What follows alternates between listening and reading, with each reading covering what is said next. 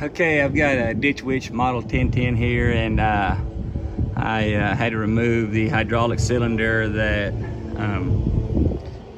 lifts and lowers the chain for digging. And this here is a Model 1010.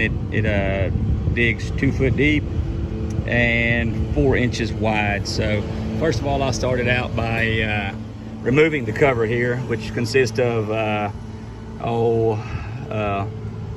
I don't know, 10 or so, maybe more, maybe less bolts that were 13 millimeter heads here, or 1/2 inch heads here, all the way around. And got another one here, there, and then all the way around. It's just black cover that goes there. I took it off, and I'm just trying to catch y'all up to where I'm at now. Once I had that cover off, the next thing I went ahead and did was from the cylinder. The cylinder actually sits back in here. So the next thing I had to do was remove the bolt that's here. It's also 10 millimeter as well. And then a bolt here and a bolt here, all 10 millimeter heads or 1/2 inch heads, whatever you want to call them. You got that out, and then your cylinder is exposed. It's right here. And then I went ahead and broke the lines off of those, which is a line here, 3/4 inch wrench. Takes that one off, and the other one that's here. It's an 11/16. It actually goes to the other side of the cylinder. You actually kind of reach back in there and break it off, but this one's 3/4, the other one's 11/16. And then you got all that broke loose. Then you can, here's the pin here. The pin goes right in here behind the tire, and that's what holds that cylinder in.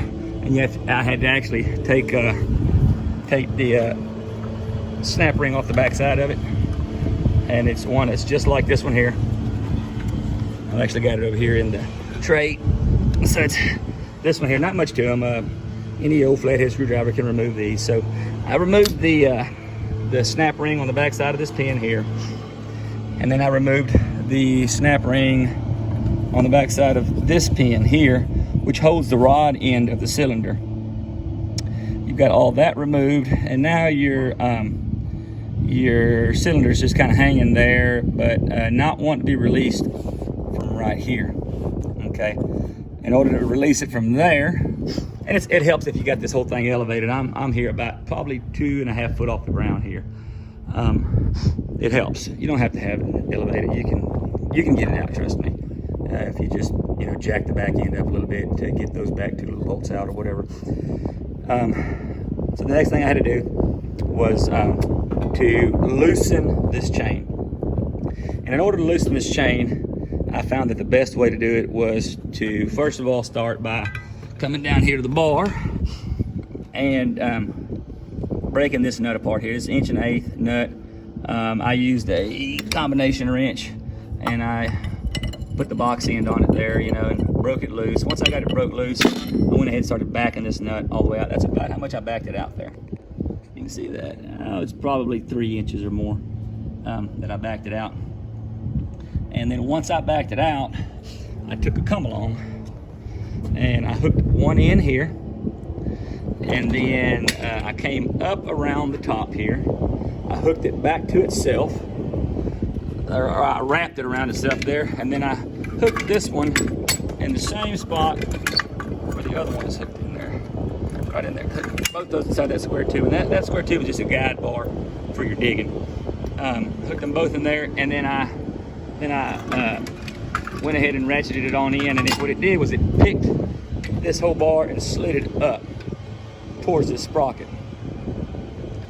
Another thing I had to do was I had to spray some PB Blaster WD-40 in there. All around here, had a lot of dirt built up in there, and got it all loosened up to where it would actually slide, because mine wasn't wanting to slide. Once I had all that done, and the bar actually slid up, I went ahead and pulled this chain off, set it off to the side. Then what I had to do was, see this right here, that's a snap ring. That snap ring holds this plate and this bar from sliding that way. once you got that snap ring off, and you've been sure to remove the snap ring off the inside, off the bar from the cylinder in here, then I started by using one pry bar at first, and then I graduated to two. But when I started with one, I slid it in here between. You'll see there's kind of a gap in there. One of those is the actual pin that the cylinder rod sits on. I just drove this bar until it wouldn't open anything else anymore, all the way through this hole here. And then once I did that, then I graduated to my next bar, and then drove till it wouldn't go anymore. And then I used them both in conjunction with each other, and then drove that one behind that one until it finally released my piston rod from in here. And after I got it out, I continued on to disassemble and rebuild the cylinder, and I'll show you. I got another video on that. I'll show you how I did that.